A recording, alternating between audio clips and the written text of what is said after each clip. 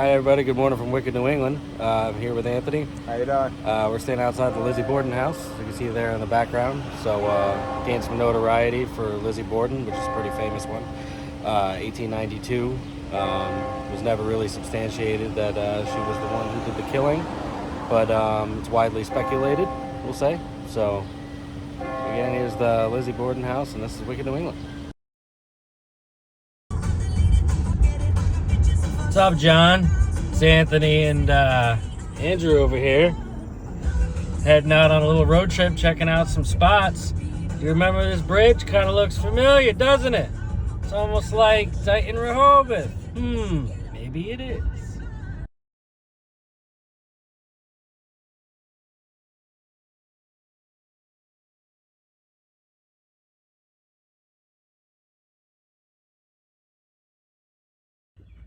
Hey, doing? Andrew again from Wicked New England with Anthony.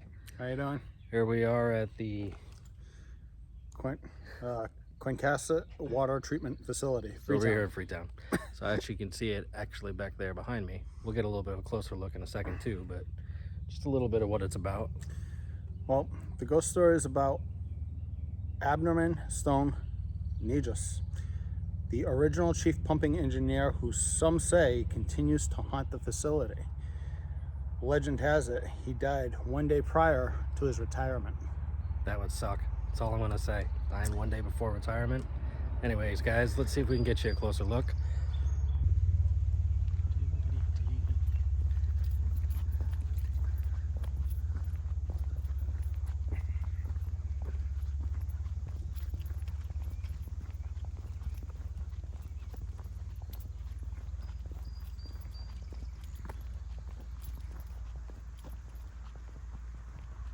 Actually not a bad place for a hike if anybody's looking. It's a good place to get your steps in. It's pretty quiet. At least there's not a lot of people out here anyway. But you got a nice long road you could pretty much just walk, and it's all public access, so.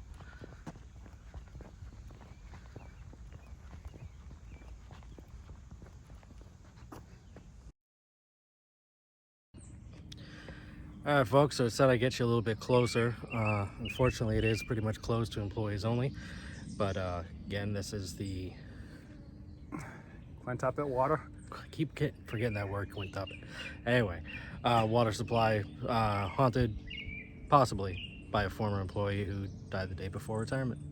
So stick with us. I can't remember it, I can't even pronounce it. Stick with us on this video. The next stop is going to be... potential ruins for the White's Farm. Alrighty, so we'll catch you there in a couple of seconds.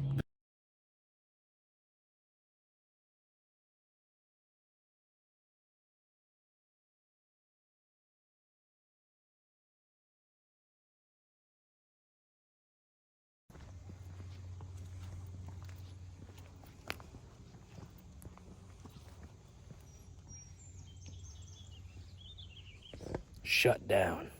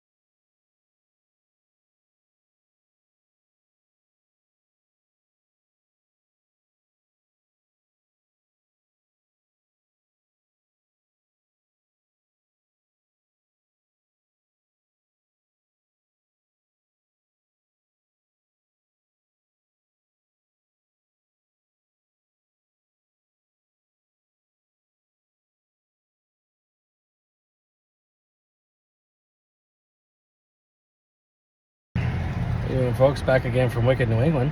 The house behind me is actually a former funeral home that is haunted and well documented by the current owner, as well as saying tenants don't last very long, things moving around, apparitions appearing, and so forth. So this is here, the former Kirby Funeral Home in Acushnet, Mass. Catch you in the next location, folks.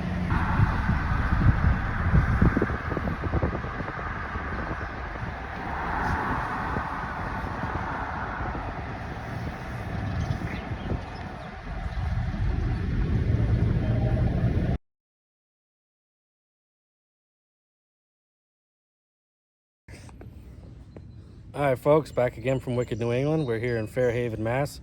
at the Millicent Library. Anthony, why don't you fill us in on what's going on here? Well, apparently Millicent Library, the youngest daughter of Henry Hudson Rogers, a financial banker of many financial historic buildings, was buried in the foundation of the library that bears her name. This has led to alleged sightings of a woman walking the hallways surrounded by blue light. People have also said that from outside of the library they've seen a woman in the windows of the tower, a section completely closed from the public. There's also rumors of paintings that move and other spectral presence of a janitor who tragically died in the building but never left. So there you have it, folks. Cruising down the streets of Fairhaven.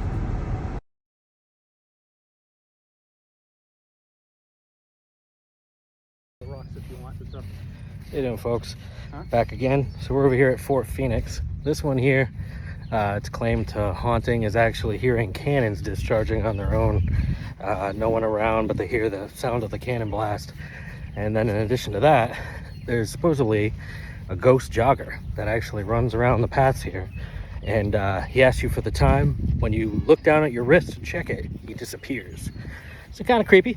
So we're just gonna finish taking a walk around here and taking a couple of pictures, and then we'll be on to the next location, going over to Fort Taber.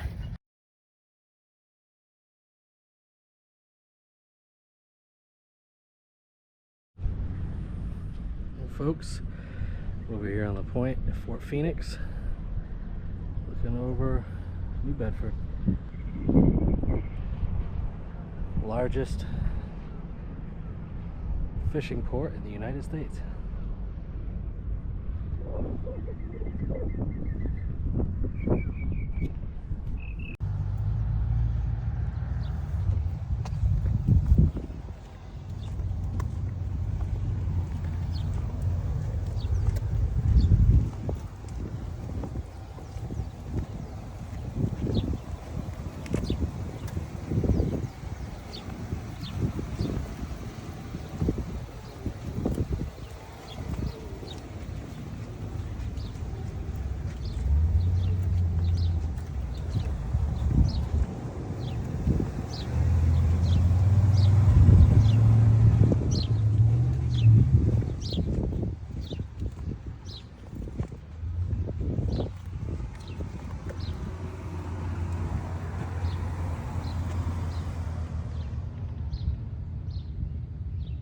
Alright guys, so on our way over to Fort Taber, actually going to make a detour over at the Armory in New Bedford first, but Anthony's got a little bit of a story from here at Fort Phoenix, a personal one of his own, so let's hear that. Well, it was about November 1999. I decided to play hooky from my job. I was working graveyard shift, starting at midnight to like 8 o'clock in the morning, so I ended up saying I wasn't feeling good, and I ended up cutting out early. I got a coffee from one of the few 24-hour Dunkin' Donuts at the time, and then I drove over to the fort. At the time, I smoked cigarettes too. I have quit, which it's a good habit to break. Parked over by the fort, or at least on Old Fort Road.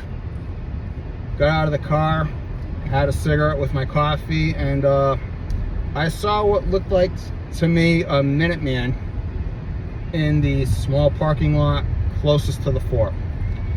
I kind of did a double take, almost like I didn't see it, took another drag of the cigarette, and then I looked back up and he was literally like kind of turned around looking at me.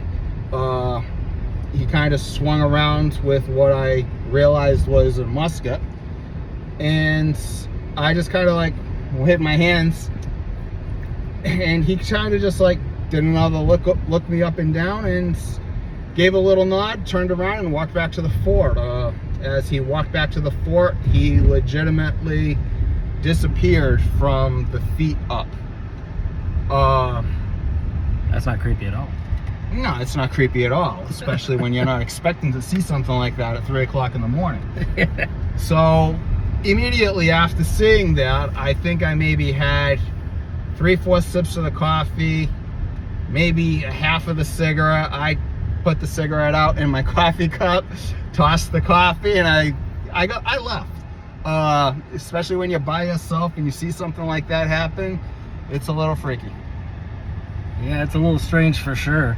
Hey, do you think there's a possibility somebody put like some LSD in my coffee? Some LSD in your coffee? I'd like to not think so, but hey, you never know. Welcome to New England.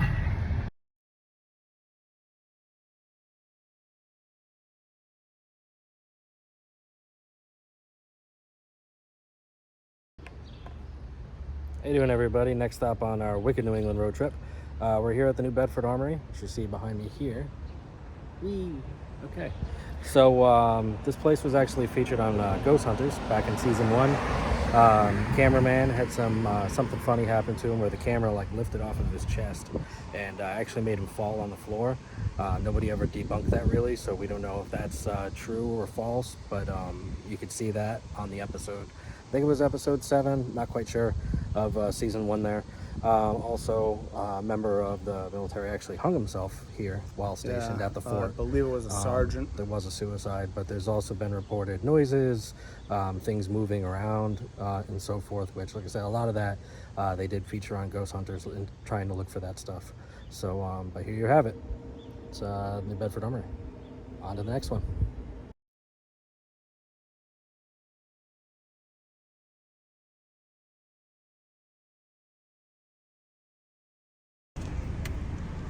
You know, guys, so this is Fort Taber. Actually supposed to be one of the most paranormally active areas in all of New England. This is just kind of a preview clip, though, because we're not going to be able to go in today. But plan on that in a future video. We'll actually get in there and get down and dirty with it. So, but there you are. There's Fort Taber. All right, folks. So we are en route back to Fall River. We're going to take you to our last stop on this little Wicked New England road trip we've been on. And we're going to show you Lizzie Borden's gravesite.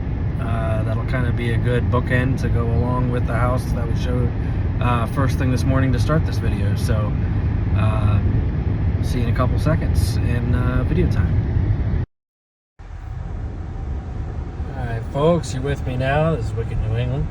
Just wanted to give you a good shot of the cemetery gates and archways here coming down Prospect Street in Fall River. So we're going to be coming through and driving over to Lizzie Borden's grave, give you a glimpse of that. So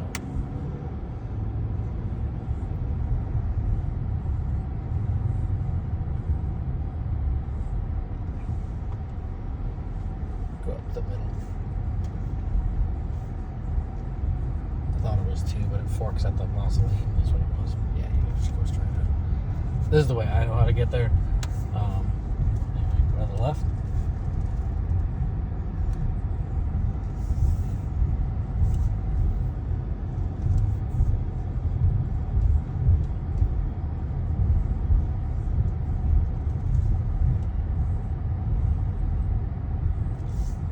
Go left here.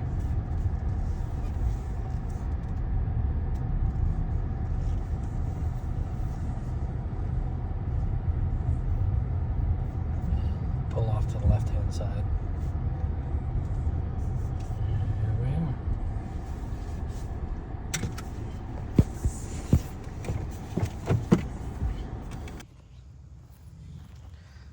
Alright, folks, so this is actually the plot where Lizzie's buried.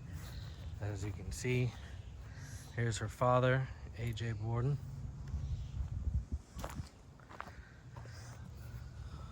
I'm not exactly entirely sure who all of these are. However, back here is Emma and Lizzie. So this is Lizzie Borden's grave, everybody, just to kind of give you an idea. Some people will come and leave trinkets, change, small donations, anything like that. Lots of people in this city still believe, and all over the world, that she was innocent. Other people think she's guilty. As far as the court of law is concerned, it is no guilt, and that's where we will leave it. But huge part of Fall River history. You know, one of the things we're actually most famous for. Nothing like a good axe murder, I guess. But yeah, that's it. This is Oak Grove Cemetery and Lizzie Borden's gravesite. So we will catch you on the next one. This is Wicked New England.